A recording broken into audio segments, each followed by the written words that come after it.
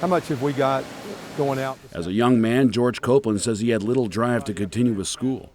The year was 1969, and he was drafted to serve in Vietnam. Very good. Nice. He returned to the United States in 1971 to what had become a different country. There was a lot of protest. You were getting papers shoved in your face to sign that was protesting the war, and most of us wanted to put the war behind us. This was the award that we did for the poster that we did for the After serving as an Army Special Forces medic, he went back to college, was a teacher, and even coached high school football. And over this time, he started to realize the skills he learned in war were beginning to serve him well at home.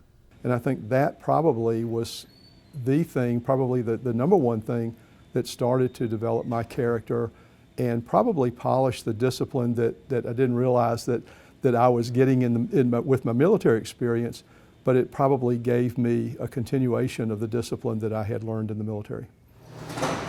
Copeland says veterans fill a skills gap in civilian life because leadership and discipline form the core of military training.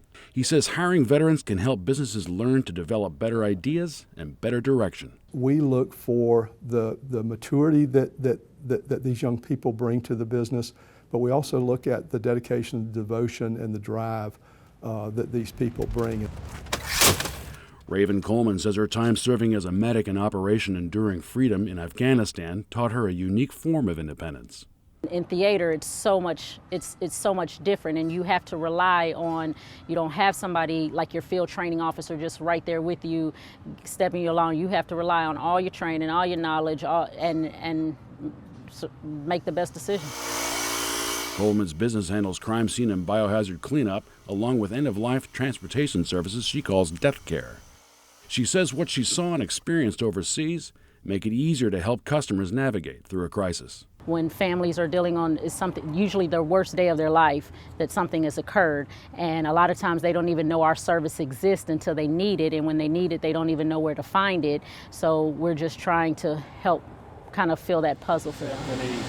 Copeland says Vietnam gave him the opportunity to grow up, and he says he looks for that in any new employee, emphasizing that any organization will struggle if they lack that united front. We have a saying that behind closed doors, we can say the things that we need to say. When the door opens, we have to walk out hand in hand because our people are going to look at us for direction and leadership. He says what any business needs is a band of employees who come to the table with a sense of duty. For NC Impact, I'm Evan Howell.